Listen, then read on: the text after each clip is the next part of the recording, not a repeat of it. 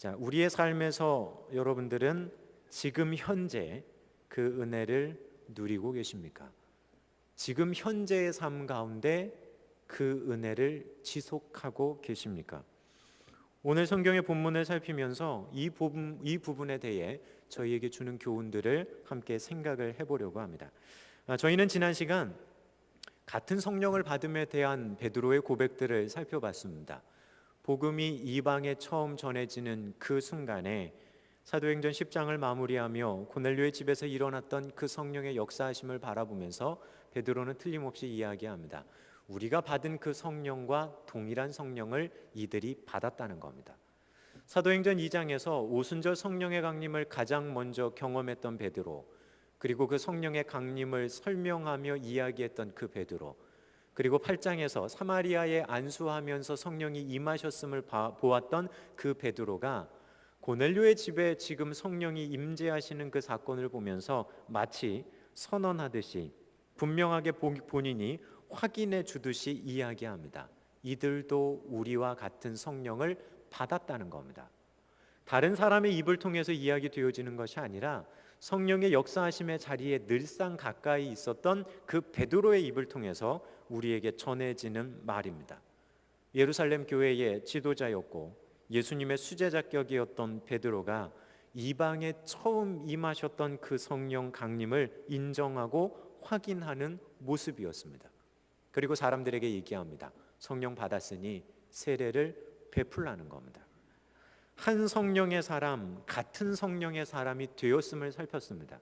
그러면서 동시에 교회 안에, 믿음의 공동체 안에 서로 다른 모습이기는 하지만 우리가 협력해서 선을 이루어갈 수 있는 근거는 이 사람의 생각 때문이 아니라 우리가 서로 받은 성령이 한 성령님이기 때문에 협력해서 하나 되어져 가는 것이 가능함에 대해서 우리는 생각을 해봤습니다.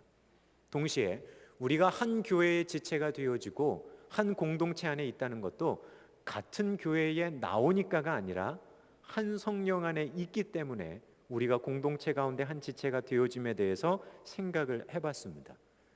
같은 성령을 받았다는 동질감에 기반을 해서 확장되어지면 수많은 교회들이 하나로 연합할 수 있는 이유도 같은 지역에 있기 때문이 아니라 동일한 성령의 역사하심 때문에 가능하다는 부분을 살펴봤습니다.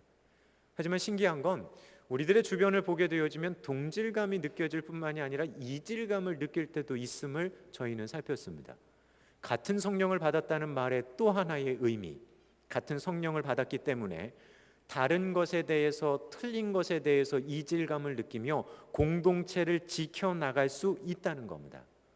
같은 성령을 받은 건 무조건 다 용납해주고 협력해서 선을 이루어가는 거, 거기서 끝나는 것이 아니라 동일한 성령을 받았기 때문에 다른 영의 역사에 대해서 분별해내며 틀린 것 앞에서는 틀림없이 다름을 느끼고 이야기할 수 있는 것, 그것에 대해서 우리는 또한 생각을 해봤습니다. 기준은 내 느낌이 아니라 말씀이 뭐라고 이야기하는지, 성경 가운데서 성령 충만함을 받은 사람들의 모습이 어땠는지를 우리가 살피면서 우리들이 그 구분해야 될 부분들을 구분하고 구별해 보자라고 하는 도전을 하는 시간이었습니다.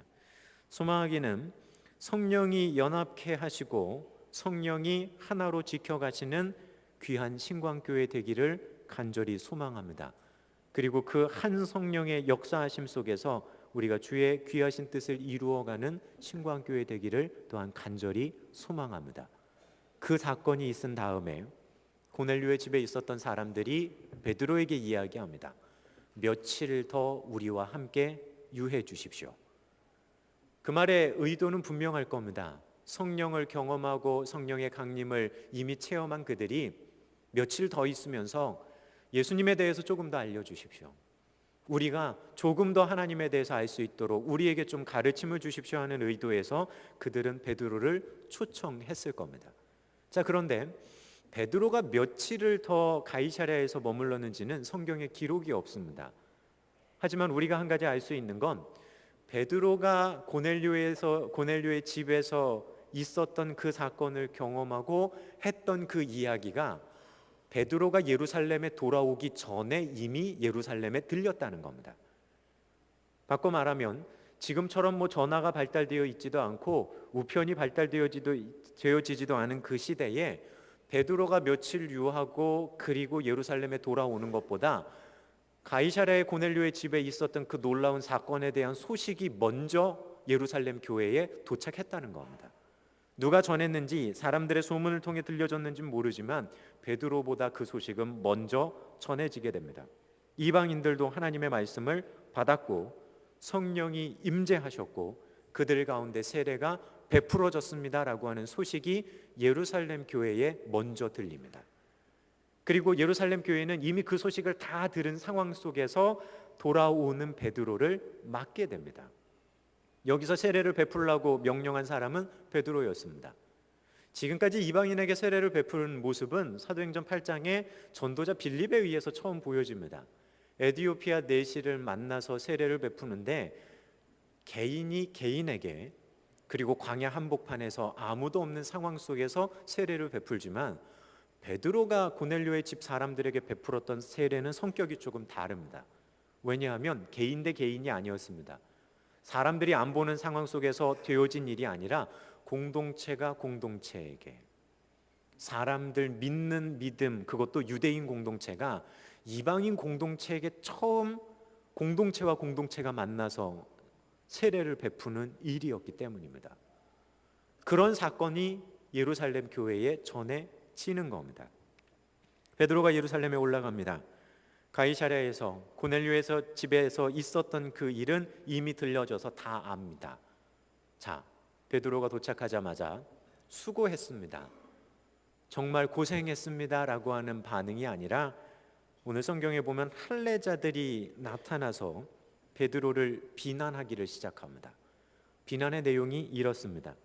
베드로가 예루살렘에 올라갔을 때에 할례자들이 비난하여 라고 이야기하고 있습니다. 비난하기를 시작하는데 내가 무할례자의 집에 들어가 함께 먹었다. 지금 뭘 가지고 비난하냐 하면 유대인들이 가지고 있었던 장로들의 관습, 유전을 근거로 이야기하는 겁니다. 너 이방인들의 집에 들어가서 밥 먹었다. 비난의 내용이 거기 있습니다. 너 왜 이방인들에게 세례를 베풀었냐? 그게 가능하냐? 그게 왜 그렇게 된 거냐? 그거를 따져 묻는 것이 아니라 왜 이방인의 집에 들어가서 밥 먹었어가 지금 비난의 내용이 된다는 겁니다. 그들이 지금껏 살아왔던 내용들, 그들이 지금껏 믿어왔던 그 장로들의 유전에서 벗어나지 못하고 그들이 지금 말하는 겁니다. 여기서 할례자들이라고 하는 이 용어가 분명하게 나옵니다. 할례 받은 유대인. 그렇다고 해서 이들이 교회 공동체 밖에 있었던 사람들 아닙니다. 교회 공동체 안에 이미 있었던 사람들인데 이들은 유대적인 배경을 가지고 여전히 장로들의 유전을 고수하는 모습을 하고 있었던 사람들입니다. 자, 이때 처음 이런 모습이 드러나기 시작하는데 저희가 이제 앞으로 살펴보게 될 사도 바울이 1차 전도 여정을 끝마치고 돌아와서 부딪히는 문제가 이 사람들의 이 할례에 대한 문제였습니다. 구원을 받는데 예수님만 가지고 되냐? 아니, 할례 받아야지 구원받는다는 그 부분 때문에 부딪힙니다. 심지어 그 이야기 때문에 바울 사도는 갈라디아서를 아예 써보낼 수밖에 없는 상황이 벌어지고 1차 전도 여행을 갔다 왔던 갈라디아 지역에 이미 이 사람들이 올라가서 엉뚱한 구원에 대한 이야기를 하는 일들이 벌어졌다는 겁니다. 그 초창기의 부딪힘이 이미 베드로 때 우리에게 보여지고 있습니다. 자, 이들 예수님 모르는 사람들 아닙니다. 예수님의 은혜를 경험 못한 사람들 아닙니다. 초대교회 예루살렘 교회 가운데 베드로가 말씀을 전했을 때 수많은 사람들이 회심하고 돌아왔을 때 그때 있었던 사람들인지도 모릅니다. 그럼에도 불구하고 하나님 그분이 주시는 은혜, 십자가의 은혜, 예수님을 통해 얻어진 은혜에 대한 관심이 아니라 이들은 여전히 옛날의 민족적인 관습, 장로의 유전에 얽매여서 지금 일어나고 있는 성령의 역사하심을 제대로 못 보는 처지에 있었다는 겁니다. 아예 처음부터 교회를 박해하던 유대인들이 아닙니다. 교회 공동체 안에 들어온 사람들입니다. 십자가의 은혜를 어쩌면 경험했을지 모릅니다.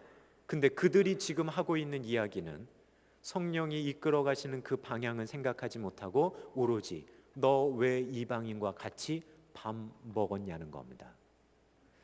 여기서 비난한다라고 하는 이 말, 디아크리노라고 하는 말의 또 하나의 의미는 분리하다라고 하는 의미가 있습니다.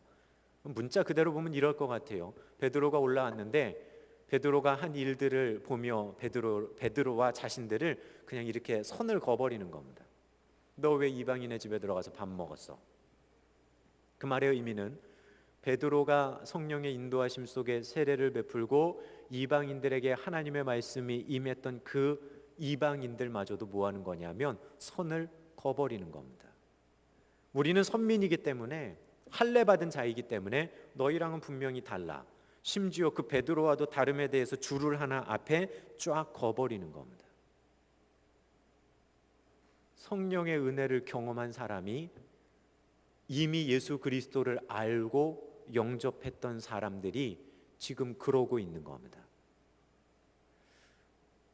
성령이 이방으로 복음을 넘겨가시는 그 사건, 성령이 임재하여 그들이 하나님을 높이고 복음을 받아들였던 그 역사의 현장, 그 사건에 이들은 관심이 없습니다.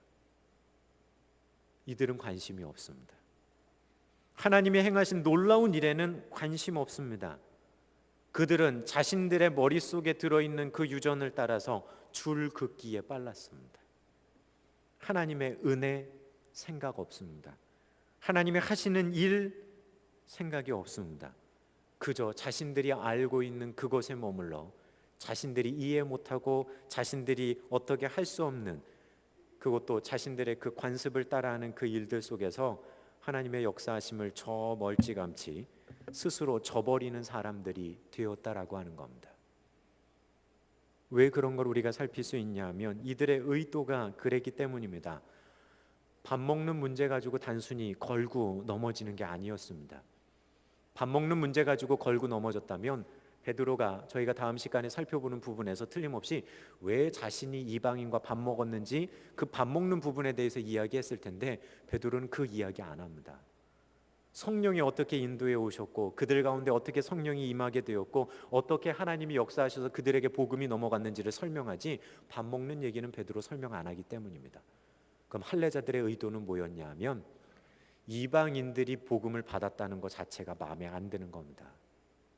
선민이 아닌 그들이 어떻게 말씀을 받을 수 있고 성령을 받느냐라고 하는 것 자체가 마음에 안 들 뿐만 아니라 인정하고 싶지도 않았던 겁니다. 그러니 하나님께서 하시는 역사하고는 정반대의 길에 서 있습니다. 은혜를 모르는 사람들이요? 아닙니다. 은혜 아는 사람들입니다. 그 어느 때보다도 성령이 강력하게 역사하셨던 예루살렘 교회의 처음 멤버들이었습니다. 근데 그 은혜 못 지킵니다. 자신들에게 있는 그 복음에 대한 이야기들 못 지킵니다. 그러며 오히려 하나님이 행해 나가시는 그 일에 걸림돌 되는 그 위치에 섰던 이들을 저희는 오늘 성경 가운데서 만나보기 때문입니다. 그렇다면 말씀 앞에서 우리들을 들여다 봐야 할 겁니다. 하나님이 우리에게 주신 은혜는 받는 것도 소중하지만 지금 현재 우리가 지키는 것도 소중합니다.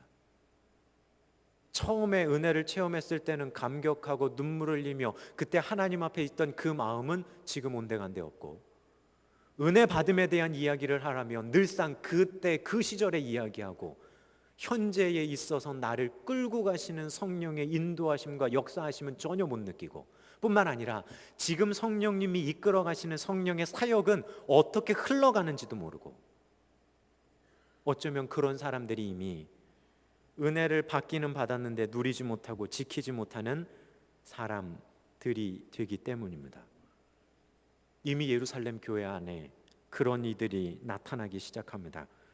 예수님의 지상 명령도 생각하지 않고 복음을 전하고 제자를 삼으라는 그 말씀의 의미에 대해서도 생각하지 않고 오로지 나만, 오로지 우리만 은혜의 수혜자가 되면 그것으로 족하다 생각하며 있었던 이들, 그리고 심지어 그 은혜를 다른 이들이, 이방인들이 받는 것에 대해서조차 거북함을 느꼈던 이들이 바로 이들이었기 때문입니다. 이 사건은 끝내는 나중에 사도행전 15장에서도 바울 사도가 써보내는 갈라디아서에서도 우리가 살펴보아야 할 부분이 됩니다. 자, 틀림없이 은혜 받은 사람들입니다. 하나님의 인도하심을 경험했던 사람들입니다. 초대교회 안에 일어났던 놀라운 이적 눈으로 보고 확인했던 사람들입니다. 하지만 이방인의 구원이라고 하는 놀라운 성령의 일해 가심 앞에서 오히려 반대의 길을 이야기하는 반대자의 위치에 서 있는 걸 보게 됩니다. 은혜는 받는 것도 소중하지만 우리들 삶 가운데 지켜져 가는 것이 더 소중합니다. 그리스도의 장성한 분량에 이르기까지 오늘 내가 경험하는 하나님의 은혜를 누리는 삶이 있어야 돌아서지 않을 수 있습니다. 오늘 성가대의 찬양처럼 결코 돌아서지 않겠습니다. 그 말의 의미는 내가 옛날에 은혜 받았습니다. 그것에 집중이 아닙니다.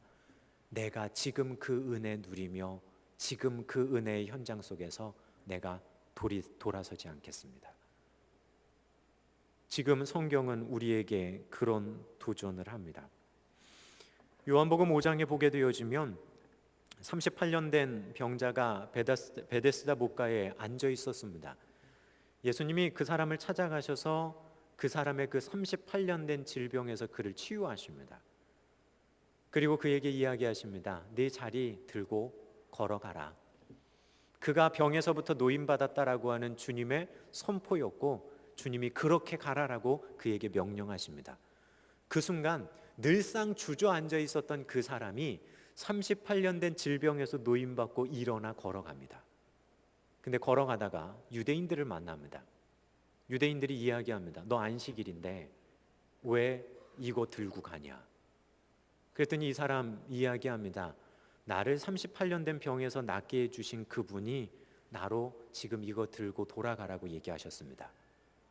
유대인들에게는 이 사람이 38년 된 병에서 고침받은 거 중요하지 않습니다. 죽을 병에서 고침받았든 아니면 그 이상의 일이 벌어져도 유대인들 눈 꼼짝하지 않습니다. 중요한 건 안식일인데 그거 왜 들고 가? 장로들의 유전이 더 중요한 겁니다. 도대체 누가 시킨 거야? 너 왜 안식일에 이거 들고 가라고 하는 것 때문에 이 사람 38년 된 병에서 고침받았는데 갑자기 두려운 마음이 듭니다. 그리고 성전에 올라갑니다. 성전에 올라가서 예수님을 다시 만나죠. 그리고 압니다. 그의 질병을 고쳐주신 분이 예수님이라는 거. 알고 난 다음에 어떻게 하는 줄 아셔요? 쪼로록 유대인들에게 가서 뭐라고 얘기하냐면 나에게 그 일 시킨 사람이 예수다. 그것 때문에 유대인들이 예수님을 박해하기를 시작합니다. 누구 때문에요? 38년 된 질병에서 고침받은 그 사람이 그날 예수님을 팔아넘기고 그날 예수님을 고발하는 사람이 되어졌다는 겁니다. 성경은 38년 된 그 병자의 이름을 기록하지 않습니다. 38년 된 병자의 이름을 기록하지 않습니다. 기억할 필요가 없다는 의미일지 모릅니다. 근데 우리는 아는 거 하나 있습니다. 은혜 받았으면서도 그날 주님 은혜 저버리고 배신한 사람이 그 사람입니다. 주님 은혜 뒤돌아선 사람이 그 사람입니다. 뭐가 중요한지 아시겠습니까? 38년 된 병에서 고침받는 거 우린 거기에 우리의 목을 맬 때가 많습니다. 받은 은혜도 중요하겠지만 그 은혜 오늘이 지나가기 전에 뒤돌아서 버리면 의미 없는 겁니다. 아무리 큰 은혜를 오늘 아침에 경험했어도 오늘 저녁에 뒤돌아서면 그러면 의미 없는 겁니다.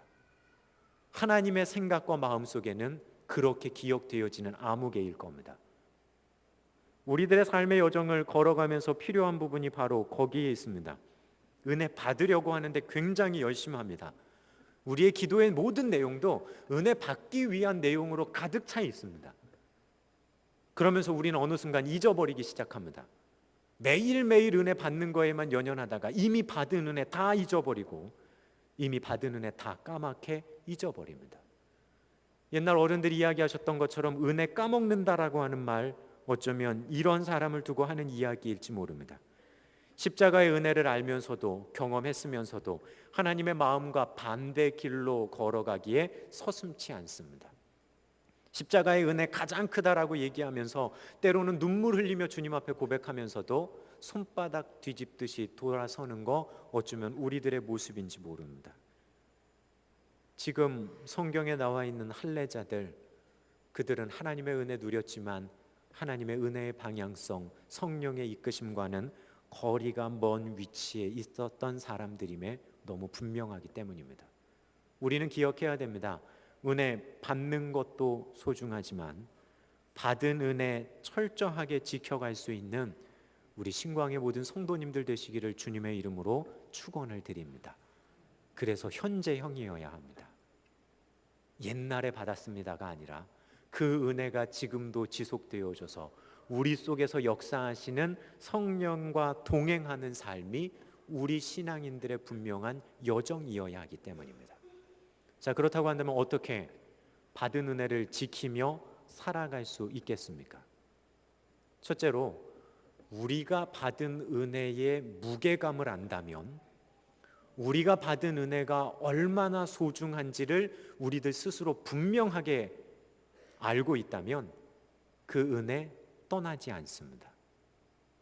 38년 된 병자, 38년 된 병에서 고침받았는데 그 은혜조차도 그렇게 손바닥 뒤집듯이 뒤집어 버리면 어느 정도의 무게감을 우리가 느껴야지 하나님의 은혜 가운데서 멀어지지 않을까요? 성경에서는 복음이라고 하는 단어를 헬라어 단어에 유앙겔리온이라고 하는 단어를 써서 나타냅니다. 좋은 소식이라고 하는 뜻입니다.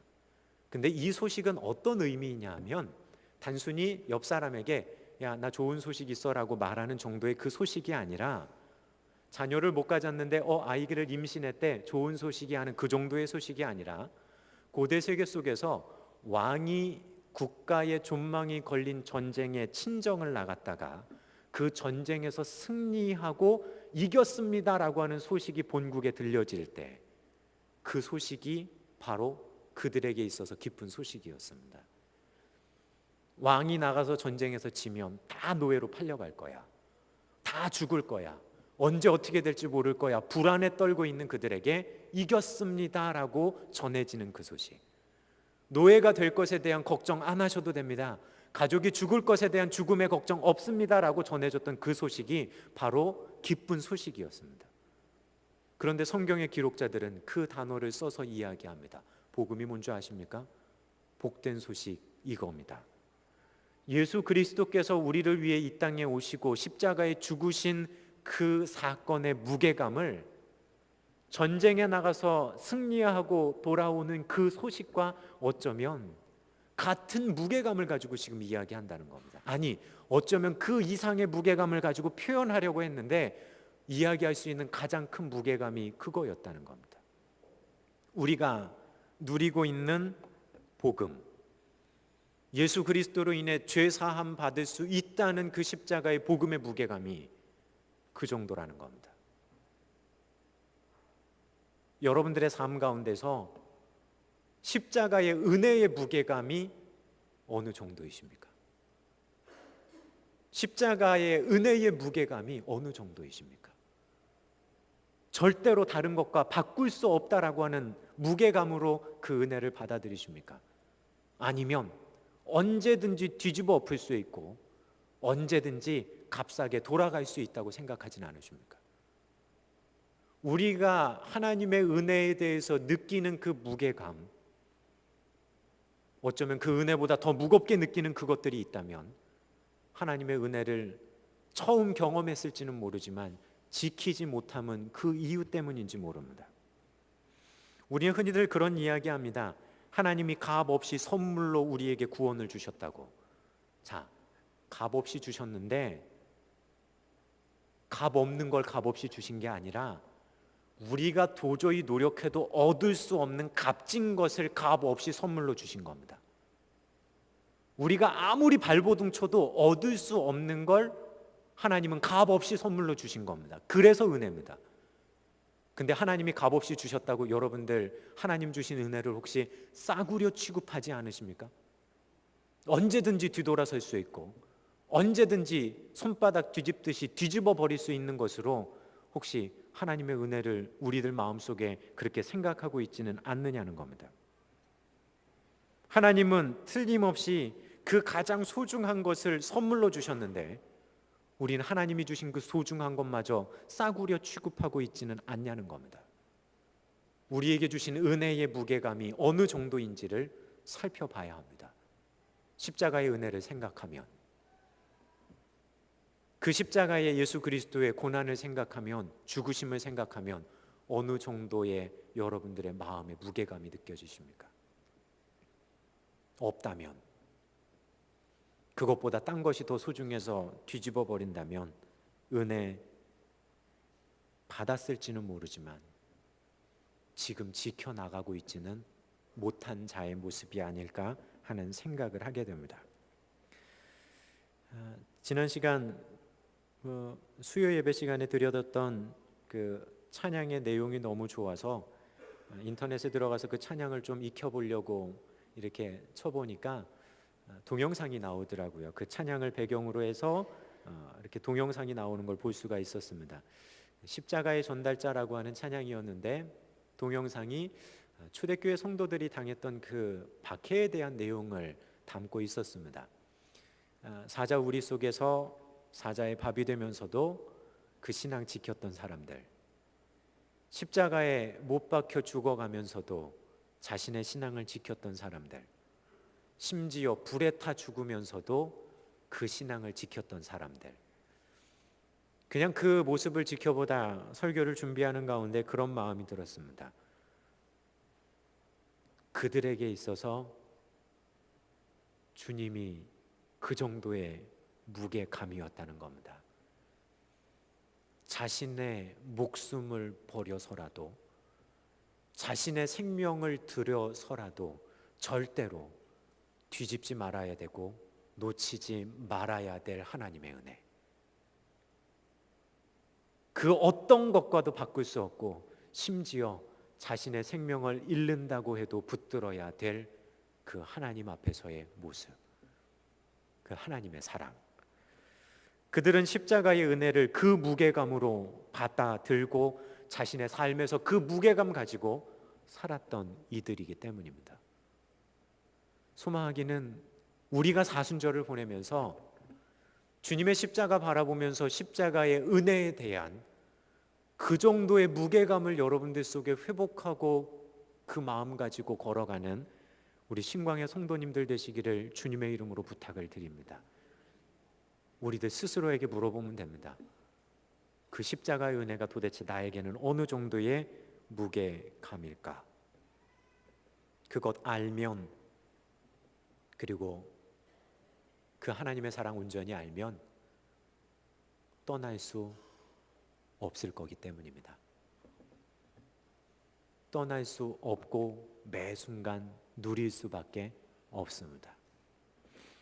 사랑하는 신광의 성도 여러분, 받은 은혜 지키며 삽시다. 은혜의 가치를 잊지 마십시오.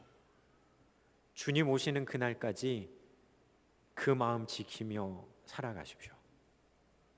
얼마나 소중한 은혜 값없이 주셨는지를, 그 은혜가 얼마나 큰 무게인지를 우리의 삶으로 느끼며 우리의 삶으로 받아내는 것 자체가 오늘을 성령 안에서 살아가는 그 은혜를 누리는 자의 모습이기 때문입니다. 기억해야 합니다. 은혜의 수혜자요, 우리는 은혜의 전달자들이기도 합니다. 그런 우리들 속에 십자가의 은혜가 분명하게 있고 그 은혜 가운데서 떠나지 않을 수 있는 그런 이번 사순절의 여정을 보내시고 그런 소망 가운데 걸어가는 신광의 모든 성도님들 되시길 주님의 이름으로 축원을 드립니다. 기도하겠습니다.